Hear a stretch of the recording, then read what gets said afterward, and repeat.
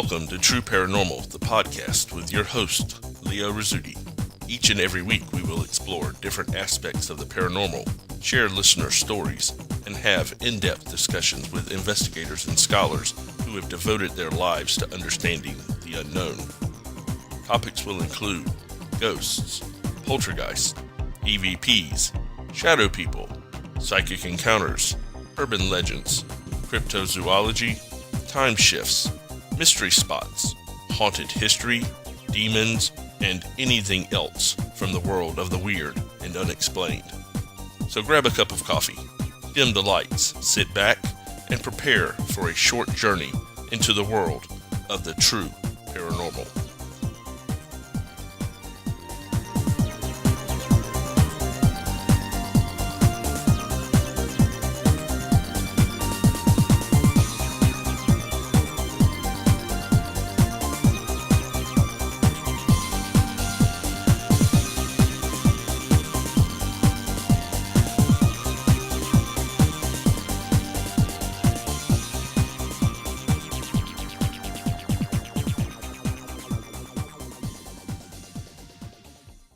Hi guys, Leo Rizzuti here. Welcome to another episode of True Paranormal, the podcast.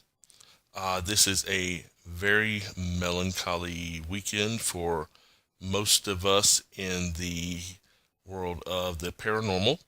I was first introduced to Art Bell, as most people are, traveling along the highway late one night, rifling through the static of the AM band in search for a companion for my journey. For me, it was the summer of 1995, during the height of Art's show, Coast to Coast AM's popularity. What struck me about the show, and more importantly, Art Bell himself, was the fact that while Art himself might not accept and believe every claim that his guests and his callers brought forward, he allowed his show to be a platform where neither he nor his listeners would ever ridicule the people telling their stories. He offered a safe space where someone who had had fantastical things happen to them could tell the world about it, a philosophy that greatly impacted me and one that I strive to carry on right here on True Paranormal, the podcast. Now, although his show originated from his home in Pahrump, Nevada, Art was a fellow North Carolinian, born and bred, which immediately endeared him to me. He was a veteran of the war in Vietnam, which deepened further the respect that I had for the man. But most importantly, he was an honest man, a calm and serious voice in an arena that's not always known for either the former or the latter. You never heard a tone of disdain from Art Bell, and it helped him over the years in gleaning information from people on his show that might have stayed hidden otherwise. In short, he was a man that you felt like you could trust. Art retired from active time duty behind the microphone in 2007, following several false starts to previous intended retirements. He had been living with severe back pain, stemming from a fall off of a telephone pole in his youth. And as anyone can tell you in the radio business, back pain is the one thing that can spell the end of your profession. He had previously given up full-time hosting of his show to Ian Punnett and then George Norrie, with Art only doing a couple of Saturday or Sunday shows a month. During his career, he amassed many accolades, including Radio and Record Publications' Lifetime Achievement Award, as well as induction into the Nevada Broadcasters Hall of Fame and the National Radio Hall of Fame. Art Bell, age 72, passed away just a couple of days ago, fittingly enough on Friday the 13th. He left behind his wife, Erin, and his 5 children. He also left behind millions of us whose lives were forever altered by his lone voice coming out of the desert. Let us hope that he's enjoying the next step in his journey into the unknown. Godspeed, Art Bell. You will be missed. Okay, guys. Well, obviously, we're going to go on with our show. This week, we are very happy to have you guys with us. We are going to share your guys' stories. Got several of them sent to us, so let's go ahead and jump right into that. Our first story of the evening comes to us from Krista, and she has titled it Footsteps. Okay, Krista, let's see what you sent to us. My family consists of 5 people: my husband, my 3 children, ages 10, 7, and 3, and me. We moved here in August of last year and thought we were moving into a nice, safe neighborhood. We may have been wrong. My 7-year-old son had the first paranormal experience in which he had a dream that a small girl around his age was talking to him beside his bed. Thinking this was just a childhood dream or maybe an imaginary friend, my husband and I just ignored this. At Christmas time, however, my grandparents were here, and my grandfather slept in my son's room. He too dreamed about a small girl, same description, talking to him beside the bed. Now it seemed a little strange. Around the beginning of February, my son started to say that there were weird things going on in his room. The TV flicking on and off and channels changing on their own. Again, just thinking he's 7 and imaginative, I ignored it. Several weeks ago, most of the family went out to visit other family members, and for the first time since we moved here, I was alone in the house. At mid-afternoon, I went into my bedroom to take a nap, and as I was about to fall asleep, I heard what can only be described as children's footsteps running down the hall upstairs and into the living room. As I was half asleep, I chose to chalk it up at the time to a half dream.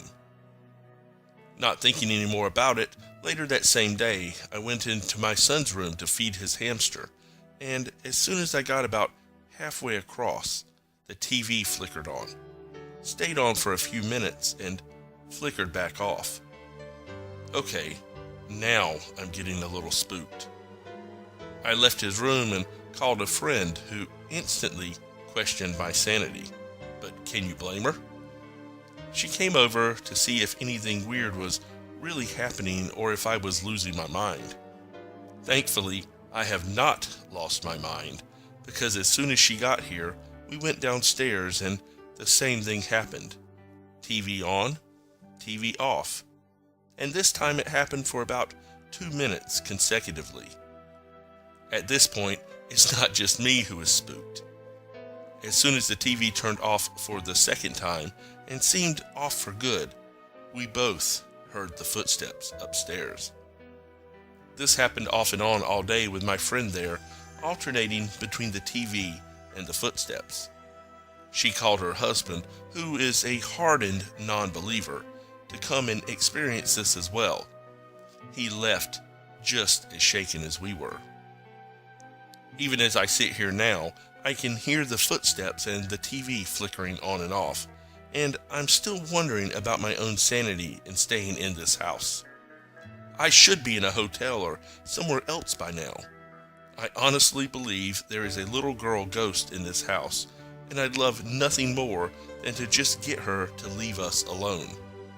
My son isn't allowed to watch TV past bedtime, and she, the ghost, won't listen to my pleas to leave the TV off. Well, that's it. That's my story, and really, I'm just a healthy, normal woman who's just experiencing something quite amazing and almost unexplainable. Wow, Krista, I think you are the first person to have written us a story that we know of where you have things actively happening as you're writing it. It's a first for us. Hey, what do you know? Um, that is amazing activity you have there, and I can understand why you would be questioning your own sanity, especially if you are somebody who doesn't necessarily jump straight to, well, it must be paranormal as an explanation for things. TVs coming on and off can sometimes, and I would really check this out, you might have a neighbor that has a remote that is attuned to your TV specifically, and maybe their remote is activating your TV or your son's TV. I would not saying that's the cause. It would be very strange if it was, but that would definitely be the first thing I would check out before doing anything else. However, the footsteps, that is not explainable by neighbors or anything else. It does sound like you have some haunting activity there, and you might consider finding a paranormal investigation group to come in and check out your house and see if there is anything they can either confirm or if there's something that they can help you with. At any rate, thank you very much for sharing your story with us. We really appreciate that. Our next story comes from Dave, and he has titled it Phantom Footsteps. Okay, Dave, let's hear your story. About 4 years ago, my mother and father split up temporarily, and my mother, brother, and me moved into a 3-bedroom, 2-story apartment. One night, I was hanging out with my friends pretty late, about 1 a.m. My mother was a light sleeper, and when I would return home late, I would wake her due to our squeaky front door, which she could hear from upstairs. She would usually then get up and nag me about getting in so late. Anyway, this night was no different, and I was hearing the usual nagging while heading upstairs to my room.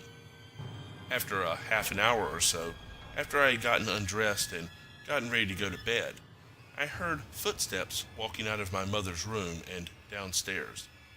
I thought it was my mother and didn't think much of it. What was strange was that the footsteps were oddly loud for my mother.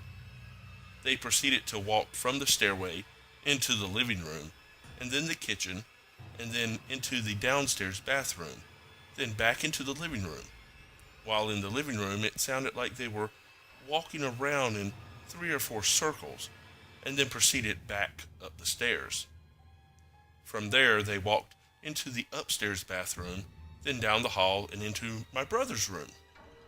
They moved around in there for a little while, and then proceeded to walk up to my bedroom door, which was closed.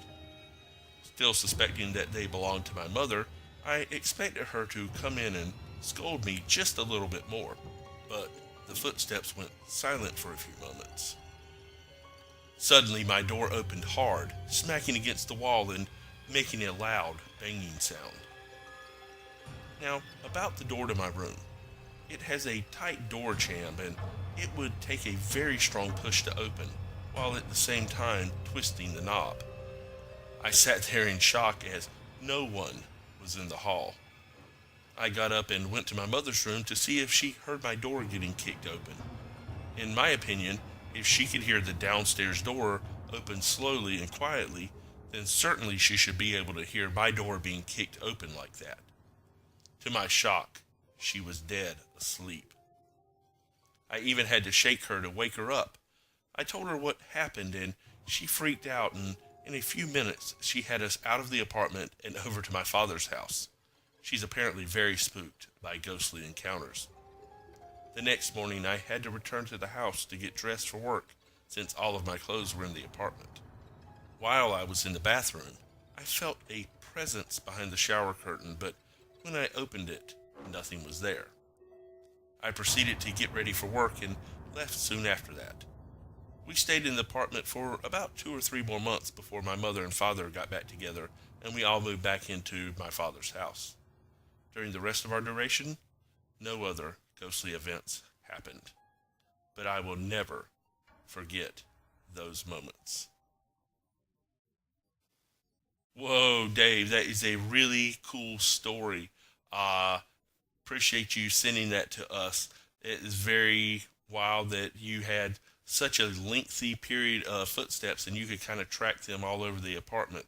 I don't know that I've ever heard of that long of a series of footsteps, but it obviously does happen. Thanks a lot for sharing your story with us, buddy. That was awesome. Our next story comes from Tishelle, and she has titled it Ghostly Felines. Okay, Tishelle, let's see what you sent to us.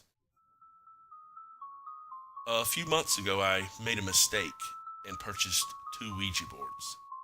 I took them to my best friend's house where we played with them a few times. I have never taken them into my home as I have three small children and don't want them around these. A couple of weeks ago, while my kids were spending the night at their grandparents', my boyfriend got up and left for work. I heard him go outside and crank his truck up to let it run for a few minutes. While it ran, he smoked a cigarette. He doesn't smoke in the house or in any of our vehicles. I heard these things, and that is how I know I was awake when this happened. I was still in the bed when I heard a cat growl at the end of my bed and then hiss. I felt the bed shake some as this cat jumped onto the foot of my bed. It continued growling low as it walked up the bed towards my head. I could feel the bed covers pull as it walked along my legs. I had my eyes tightly closed as I was scared. At first I thought my boyfriend had let in one of our outside cats, but they never growl at me. As the cat got to my head, it growled and hissed at me, and I could actually feel the breath coming from this cat. At that point, I reached up to my headboard and turned on the light. The cat hissed again, and I could feel it jump down to the foot of the bed, again and then onto the floor. I actually heard it land on the floor. I got the light on and looked at the foot of my bed, and there was no cat. I got up and checked everywhere in my bedroom, and still no cat. I then turned on all the lights in my house and checked the entire house. No cat. Just to be sure, I also checked the AC vents. They were all screwed down into the floor and they weren't loose. I spoke to a friend of mine and he told me that I needed to bless my house. Well, 2 days after that I left and went on vacation for a week. I came back Saturday and didn't have any problems that night. Well, last night I heard my boyfriend call my name as I was dozing off to sleep. He came running into my room shaking. He said as he was dozing off he heard a picking sound in the carpet like a cat does when they sharpen their claws, and then he heard a cat purring. He swears he wasn't asleep yet because he couldn't get comfortable in the chair. So now I am trying to figure out how to handle this situation. I'm going to give the Ouija boards away, and I have some white candles and dragon's blood incense. Is there anything more that I can do, or at least point me in the right direction? I'm too scared to let my children even come home. I've been leaving them with my parents until I get the situation resolved.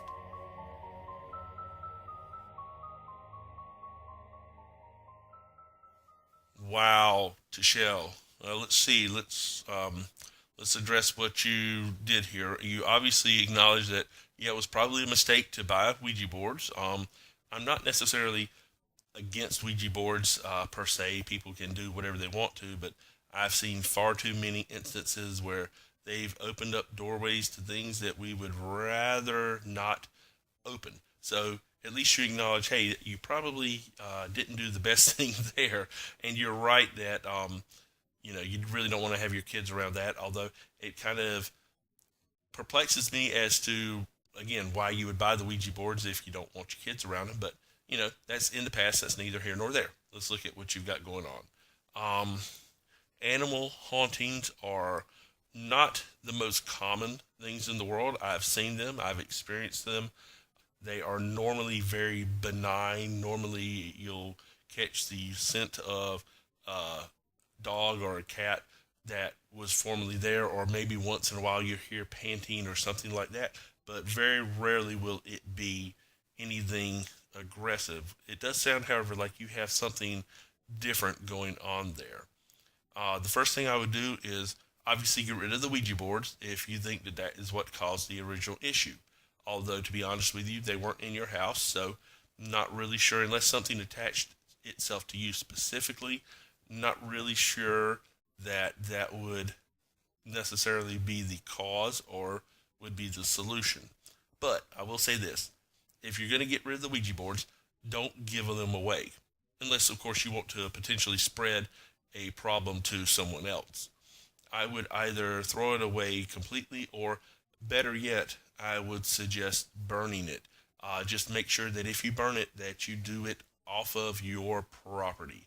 Try to find abandoned place, or maybe even if you can get away with it, like a garbage dump or something like that, and burn it there would be the best case scenario. The bigger issue is that if something has come through and is present, then, as I said before, eliminating the board won't really do a whole lot. It's for lack of a better analogy, it's kind of like closing the barn door after the horses have gotten out. What you really need to do is find an investigator near you, and you didn't tell us where exactly you're at, but if you're listening to this broadcast and you would like some help from a specific investigator, or if you want us to try to help you find someplace, let us know in comments where exactly you are, or email us again and let us know, and we can try to find some folks to help you out. Or alternately, you can try to locate an investigator yourself. You want to find one that's near you, and ideally you want to find one that shares your specific belief system, whether you are Christian or Jewish or pagan or spiritual or whatever you would describe your belief system. Ideally, you want to find somebody that shares your belief system. That will work out a lot better for you, and see if they're available to help. If you look on our Facebook page, we would sometimes post group links on there, and they are a great resource for finding investigation teams. A lot of the groups that I belong to have teams from all over the world, not just in America, but in other countries as well. And you can usually contact them through those groups is the best thing you can do.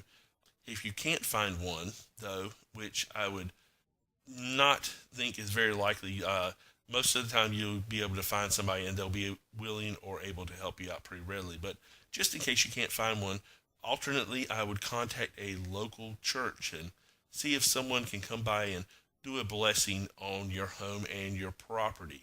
Usually, in fairly benign cases, that does the trick. But at any rate, let us know if we can help you out any other way. And thank you for sharing your story, and let us know how things are going. Our last story of the evening is titled Shadow People, and it is sent to us by a listener named Charles. Okay, Charles, let's see what you've got. When I was about 18 months old, my family moved from their house and into the one I've lived in for the rest of my life. Funnily enough, my old house was on a road or street called Cemetery Road, and of course was right next to a cemetery. But it wasn't until I was in our family's new home that strange events occurred. In those early years, it would be impossible for me to remember everything with such clarity. I was a young child, but the event I'm about to recall I remember with such crystal clearness I could be tricked into thinking it happened yesterday. Now, my exact age I'm unsure of, but it would have been around 5 or 6 years old, at my best guess. I was sitting at the bottom of my stairs while my mother was doing the ironing upstairs. I was looking around the house, waiting for my mother to finish and for us to go pick up my sister from school. It was sunny outside, and I couldn't have expected what happened next. As I turned around from looking out my window next to the front door, I looked through the banister rails of the stairs towards the kitchen door. There, in the hallway, I spotted a man. I say it was a man, as it was the best way I could describe it, and it wouldn't be for over a decade later that I would realize what I saw was not a ghost, but a shadow person. The man was standing looking at me with what seemed like a Benedictine monk's robe on, which was even the same color as they should be, brown. However, the robe hood was up, and instead of a face under the cowl, there was just blackness. Pure blackness. Only a shadow. I remember looking down at the man's feet and noticing nothing was there, not even a shadow, but I wasn't sure if it was covered by the robe or not at the time. I remember staring for a few seconds before, and this is based purely on the testimony of my mother, I started talking to the man. What I said, I don't know, and it would require a lucky and great mental effort on my mother to remember. However, it was this exact talking that made my mother hurry out of the spare room where she was ironing, and for her to ask, "Who are you talking to?" I turned to her, looking up the stairs, pointing to the direction of the kitchen doorway and saying, "That man there." This caused my mother to come down the stairs. I turned back to look at the man, but he was no longer there. My mother came halfway down the stairs, saw nobody was there, and asked, "You didn't open the door, did you?" And I replied, "I can't reach it. It was bolted, and in reality I could have, but not without my mother hearing the noise." So we went to pick up my sister, and I was sitting in the back of the car when my sister got into conversation with my mother and said to her, "I think Charles saw a ghost." And my sister sort of chuckled and didn't really seem to care. So that would be the end to it, right? Well, not for me. However, the events I'm about to describe I can't remember quite as clearly as the first one, only that they happened, and my mother and father both can attest to it happening and what I claimed happened in the following years. From that day onward, I would often be awoken every night by footsteps outside of my door, on the landing, coming up the stairs, and doors opening and closing. I would get out of bed, walk across the landing, and then go into my mother and father's room, squeezing in next to my mother and going back to sleep. This often displaced my father, much to his chagrin. It happened so much that my mother and I developed a way of communicating, because our walls were next to each other, but pretty far away in terms of walking distance. She told me to knock on the wall and wake her up if I was scared. I only remember doing it once or twice. I would usually get up and go into her room. However, I can't attest to being scared when I did so, but whatever my emotions, I did get out of bed and into theirs. This happened for a few months. Eventually, my father took me to see our doctor, and he talked to me for a while about what had happened, which resulted in him telling my parents, "There is no way this child is making this up. He doesn't have the world knowledge to do so, and it's far too detailed," or words to that effect. This annoyed my father. I was a bright child, and so it was dismissed as me being smart enough to fabricate such a tale. My mother, however, knew otherwise, for she had experienced at least twice, at the hospital she worked, 2 ghosts appearing before her, with one walking through a wall right in front of her. So it was incredibly comforting to me to know that somebody believed me. This carried on for a few more years. One night I went into my parents' room. My dad got out in a huff and walked to the spare room, which was down the landing past the stairs. He did so in darkness, but upon reaching the spare room, he hit the landing light switch next to the doorway and refused to turn it off while he slept. He never explained why then, and not the other times. However, it was shortly after this event that my father, who is a religious man, brought in a priest to bless the house. Myself and my family talked to the priest for a while before we blessed every room in the house and all of the outside buildings. Now, this didn't stop the noises, the feelings of being watched, or even the occasional barging past bump you get on the landing. I was the only one, to my knowledge, who experienced the majority of these. The last event was my attic hatch, which has a pressure lock system, opened on its own outside my room one night. I was awake, so was my mother and sister. From that day onward, I never experienced such events again.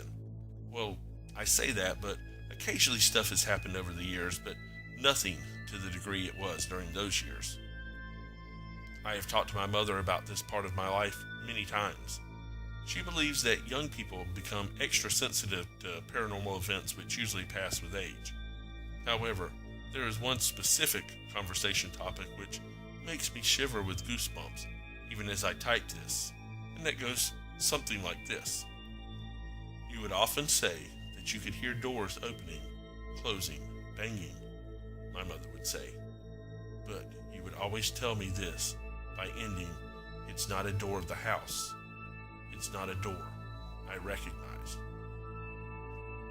It wasn't until over a decade after the end of the majority of these events that I happened to read up on the shadow person phenomenon.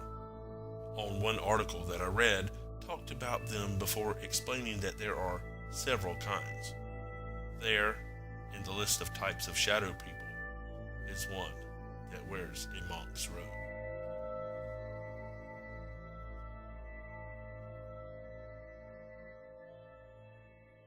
Whoa, Charles, that's a creepy story, man.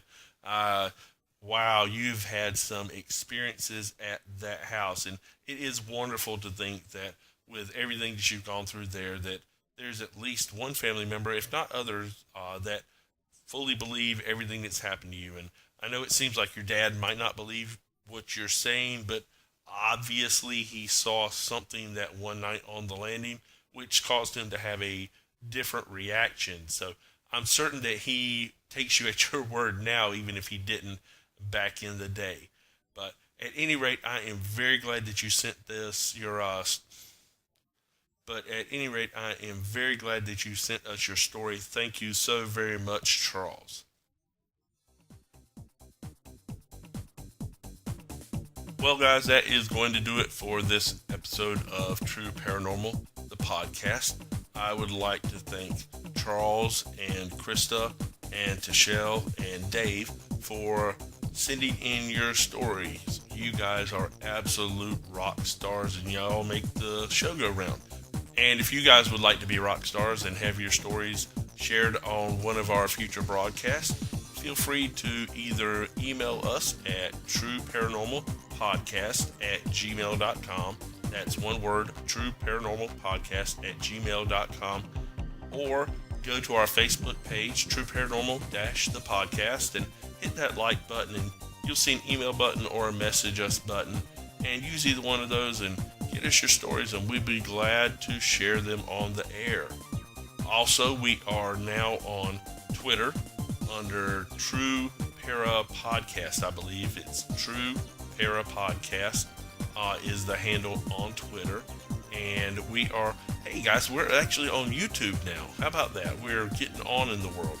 Getting a little frustrated with some of the things that Facebook is doing to us with the podcast, kind of being a little restrictive there. So several of you guys asked for us to get on with the show and get on YouTube. So we're on YouTube, and I'm not sure what the channel is. I will update that in the show notes. But you guys look for us there. And it's basically, right now, it's just our podcast with a picture of our logo there. But we're going to try to get some fancier stuff going on. But at any rate, if you like listening on YouTube, we are there. We're also, of course, on Blogger and FeedBurner and several other things. And, hey, we're on iTunes. So if you guys listen to us on iTunes, be sure to subscribe and give us a rating and a review if you get a chance. We love hearing from you guys. In the meantime, thank you guys for listening to this broadcast and joining us this week, and join us every week. And be sure to join us next week for another episode of True Paranormal, the podcast.